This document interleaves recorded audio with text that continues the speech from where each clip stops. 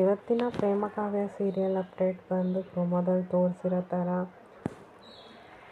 ಕಾವ್ಯ ಮತ್ತು ಪ್ರೇಮನ ಲೈಫಲ್ಲಿ ಒಂದು ದೊಡ್ಡದಾಗಿ ನಡೆಯುತ್ತೆ. ಏನಪ್ಪ ಅಂತ ಅಂದರೆ ಸ್ಟಾರ್ಟಿಂಗಲ್ಲಿ ಆ್ಯಸ್ ಯೂಶ್ವಲ್ ರಾಮ್ ಮತ್ತು ಪ್ರೇಮ ಶಾಪಿಂಗ್ ಹೋಗಿ ಮನೆಗೆ ಬರ್ತಾರೆ. ಮನೆಗೆ ಹೋಗಿ ಬಂದಮೇಲೆ ರಾಮ್ ಅವರಮ್ಮ ಅವಳ ತಮ್ಮ ಮತ್ತು ಅವ್ಳ ಮಗಳು ಎಲ್ಲ ಫುಲ್ ಡಿಸ್ಕಷನ್ ಮಾಡ್ತಾ ಇರ್ತಾರೆ.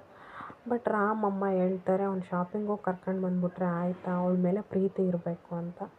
ಇದನ್ನು ಪ್ರೇಮ ಕೇಳಿಸ್ಕೊಳ್ತಾಳೆ. ಅದಕ್ಕೆ ಬಿಫೋರ್ ಪ್ರೇಮ ಅವ್ನು ಕೊಡಿಸಿದ ಸೀರೆ ಒಡವೆನೆಲ್ಲ ಹಾಕ್ಕೊಂಡು ಫುಲ್ಲು ನಲಿತಾ ಇರ್ತಾಳೆ. ಅದಾದಮೇಲೆ ಇದನ್ನು ಕೇಳಿಸ್ಕೊಂಡಿದ್ದು ಅವಳು ಬಂದುಬಿಟ್ಟು ಅವರಪ್ಪ ಅವರಮ್ಮಂಗೆ ಇಬ್ರಿಗೂ ವೀಡಿಯೋ ಕಾಲ್ ಮಾಡ್ತಾಳೆ. ವೀಡಿಯೋ ಕಾಲ್ ಮಾಡಿ ಅವ್ರ ಅತ್ತೆ ಮುಂದೆನೇ ನಿಂತ್ಕೊಳ್ತಾಳೆ. ಅವ್ರ ಅತ್ತೆ ಮುಂದೆ ನಿಂತ್ಕೊಂಡು, ನೋಡಪ್ಪ ನಾನು ಹೆಂಗೆ ಕಾಣಿಸ್ತಾ ಇದ್ದೀನಿ, ಇದೆಲ್ಲ ನನಗೆ ನನ್ನ ಗಂಡ ಕೊಡಿಸಿದ್ದು. ಈ ಸೀರೆ 15,000 ರೂಪಾಯಿ, ಈ ಒಡವೆ 1,00,000 ರೂಪಾಯಿ ಮೇಲಿರುತ್ತೆ ಅಂತ ಹೇಳ್ತಾಳೆ. ಆವಾಗ ಅವರಪ್ಪ ಇದ್ದವನು, ಇದು ಯಾಕಮ್ಮ 15,000 ರೂಪಾಯಿ ಸೀರೆ ತಗೊಳಕ್ಕೋದೆ, ಕಮ್ಮಿ ದುಡ್ಡನ್ನು ತಗೊಳ್ಳೋದಲ್ವ ಅಂತ ಅಂದಿದ್ದಕ್ಕೆ ಪ್ರೇಮ ಇದ್ದೋಳು, ನಾನು ಎಷ್ಟು ಹೇಳಿದೆ ಅಪ್ಪ, ಕೇಳಲೇ ಇಲ್ಲ.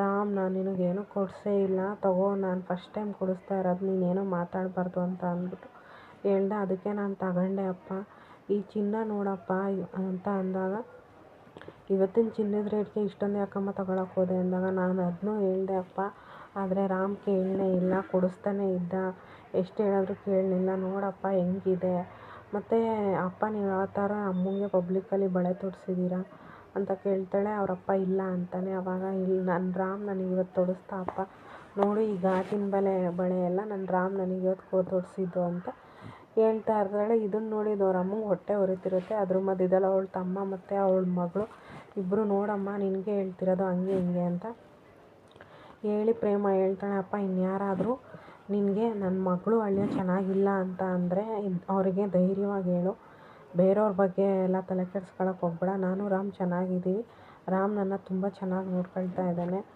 ಅಂತ ಹೇಳಿದಾಗ ಅವರಪ್ಪ ಅವರಮ್ಮ ಫುಲ್ ಎಮೋಷ್ನಲ್ ಆಗಿ ಹೇಳ್ತಾರೆ. ಹತ್ಬಿಟ್ಮೇಲೆ ಸರಿ ಕಣಪ್ಪ ಆಯಿತು ನಾನು ಕಾಲ್ ಇಡ್ತೀನಿ ಅಂತ ಅಂದ್ಬಿಟ್ಟು ಕಾಲ್ ಇಟ್ಟು ಹೊರಡ್ತಿರ್ತಾಳೆ. ಆವಾಗ ಅವರಮ್ಮ ಕರೆದ್ಬಿಟ್ಟು, ಏನೇ ನೀನು ನನಗೆ ಇಂಡೈರೆಕ್ಟಾಗಿ ಇದನ್ನ ಹೇಳ್ತಾ ಇದೆಯಾ ಅಂತ ಕಿರ್ಚಾಡ್ತಾ ಇರ್ತಾಳೆ. ಅಷ್ಟರಲ್ಲಿ ಕಲ್ಯಾಣಿ ಬರ್ತಾಳೆ. ಕಲ್ಯಾಣಿ ಬಂದ್ಬಿಟ್ಟು ಏನಾಯಿತು ಅಂತ ಕೇಳಿದಾಗ ಪ್ರೇಮ ಎಕ್ಸ್ಪ್ಲೇನ್ ಮಾಡ್ತಾಳೆ, ಈ ಥರ ನಾವು ಅಪ್ಪಂಗೆ ಫೋನ್ ಮಾಡಿ ಹೇಳ್ತಿದ್ದೆ, ಅದಕ್ಕೆ ಅವರು ಅಂತ ಹೇಳಿದಾಗ ಕಲ್ಯಾಣಿ ಹೇಳ್ತಾಳೆ, ಹೇಳಲಿ ಬಿಡು, ಹೆಣ್ಮಕ್ಳಿಗೆ ಗಂಡ ಕೊಡಿಸಿರೋ ವಸ್ತುಗಳನ್ನ ಹೇಳ್ಕೊಳ್ಳೋದು ತುಂಬ ಸಂತೋಷ ಆಗುತ್ತೆ ಅಂದ್ಬಿಟ್ಟು ಮಹೇಶ್ವರಿ ಬಾಯಿನ ಮುಚ್ಚಿಸ್ತಾರೆ. ಆವಾಗ ರಾಮ್ ಬಂದ್ಬಿಟ್ಟು, ಏಯ್ ನಿಂತ್ಕೋ ಇಲ್ಲಿ, ನೀನು ಬೇಕು ಅಂತ ತಾನೇ ಮಾಡಿದ್ದಿದ್ನ ಅಂತ ಅಂದಾಗ, ಇಲ್ಲ ರಾಮ್ ನಾನು ಬೇಕಂತ ಮಾಡಲಿಲ್ಲ, ಸಾರಿ ಅಂತ ಕೇಳ್ತಾಳೆ. ಆವಾಗ ರಾಮ್ ಅಂತಾನೆ, ಇಂಥ ತಪ್ಪುಗಳನ್ನೆಲ್ಲ ಮಾಡ್ತಾ ಇರಬೇಕು ಬಿಡು ಅವಾಗ ಅಂದ್ಬಿಟ್ಟು ಅಲ್ಲಿಂದ ಹೊರಡ್ತಾನೆ.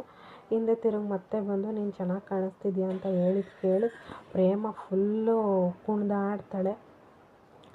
ಅದಾದಮೇಲೆ ನೆಕ್ಸ್ಟ್ ಸೀನಲ್ಲಿ ಸ್ನೇಹ ಬರ್ತಾಳೆ.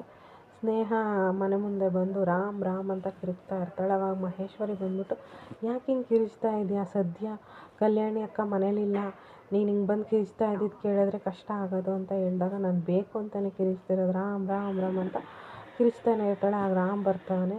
ಸ್ನೇಹ ಅಂದಾಗ, ರಾಮ್ ಬಾ ನನ್ನ ಜೊತೆ ಪ್ರೈವೇಟಾಗಿ ಮಾತಾಡಬೇಕು ಅಂದಾಗ, ನನಗೆ ನಿನ್ನ ಹತ್ರ ಏನೂ ಮಾತಾಡೋಕ್ಕಿಲ್ಲ ಅಂತ ಹೇಳ್ತಾನೆ. ಬಟ್ ನನಗೆ ನಿನ್ನ ಹತ್ರ ಮಾತಾಡೋಕ್ಕಿದೆ ಬಾ ಅಂತ ಹೇಳಿದಾಗ ರಾಮ್ ಹೋಗಕ್ಕೆ ರೆಡಿ ಇರಲ್ಲ. ಆಗ ಮಹೇಶ್ವರಿ ಇದ್ದವಳು, ರಾಮ್ ನಿನ್ನ ಮೇಲೆ ಅವಳು ಪ್ರಾಣನೇ ಇಟ್ಕೊಂಡಿದ್ದಾಳೆ ಹೋಗಪ್ಪ ಅಂತ ಅಂದಾಗ, ಏನಂದೆ ಅಮ್ಮ, ಇವಳು ನನ್ನ ಮೇಲೆ ಪ್ರಾಣ ಇಟ್ಕೊಂಡಿದ್ದಾಳೆ, ಪ್ರಾಣ ಇಟ್ಕೊಂಡಿರೋರು ಮಾಡೋ ಕೆಲಸನ ಮಾಡೋದು, ಇವಳು ಸ್ವಾರ್ಥಿ, ಇವಳಂತ ಸ್ವಾರ್ಥಿ ಯಾರೂ ಇಲ್ಲ ಅಂತ ರಾಮ್ ಅವ್ರ ಅಮ್ಮಂಗೆ ಹೇಳ್ತಾನೆ. ಆವಾಗ ಅವ್ರ ಅಮ್ಮ ಫುಲ್ಲು ಶಾಕಲ್ಲಿ ನಿಂತ್ಕೊಳ್ತಾಳೆ. ಅವತ್ತು ಬೆಂಕಿಲಿ ನಾನು ಬಿದ್ದು ಒದ್ದಾಡಿದಾಗ ಇವಳು ಹೆಂಗೆ ಹುಟ್ಟೋದ್ಲು, ಅವ್ರ ಅಪ್ಪನ ಜೊತೆ ನೀನೇಗೆ ನಿನ್ನ ಪ್ರಾಣ ಉಳಿಸ್ಕೊಳಕ್ಕೆ ಓಡೋದೆ ಅಂತ ನನಗೆ ಚೆನ್ನಾಗಿ ಗೊತ್ತು. ಅವತ್ತು ನನ್ನನ್ನು ಕಾಪಾಡಿದವಳು ಪ್ರೇಮನೇ ನನಗೆ ಇಂಪಾರ್ಟೆಂಟ್ ಅಂತ ಅಂದಾಗ ಮಹೇಶ್ವರಿ ಇದ್ದವಳು, ಕಾಗೆ ಕೊಂಬೆ ಮೇಲೆ ಕೂತಿದ್ಕು ಕೊಂಬೆ ಬಿದ್ದಿದ್ಕು ಒಂದೇ ಆಯಿತು ಅಂತ ಅನ್ಕೋಬೇಡ ರಾಮ್, ಸ್ನೇಹ ಪ್ರೀತಿನೂ ಅರ್ಥ ಮಾಡ್ಕೊ ಅಂದಾಗ, ನನಗೆ ಕಾಗೆ ಯಾರು ಗುಬ್ಬಚ್ಚಿ ಯಾರು ಅಂತ ಗೊತ್ತು ಅಮ್ಮ, ಇವಳು ಅವ್ರ ಅಪ್ಪನ ಜೊತೆ ಹೆಂಗೆ ಓಡೋದ್ಲು ಅನ್ನೋದು ನನಗಿನ್ನೂ ಕಣ್ಣು ಕಟ್ಟಿದೆ. ಪ್ರೀತಿ ಏನಂದರೆ ಅಂತ ಹೇಳ್ಕೊಟ್ಲು, ಪ್ರೀತಿನ ಹೆಂಗೆ ಉಳಿಸ್ಕೊಳ್ಳೋದು ಅನ್ನೋದನ್ನ ಹೇಳ್ಕೊಟ್ಲು. ಅವಳು ಅವತ್ತು ಎಷ್ಟು ಕಷ್ಟಪಟ್ಟು ನನ್ನ ಉಳಿಸ್ಕೊಂಡ್ಲು ಅಂತ ನನಗೆ ಗೊತ್ತು.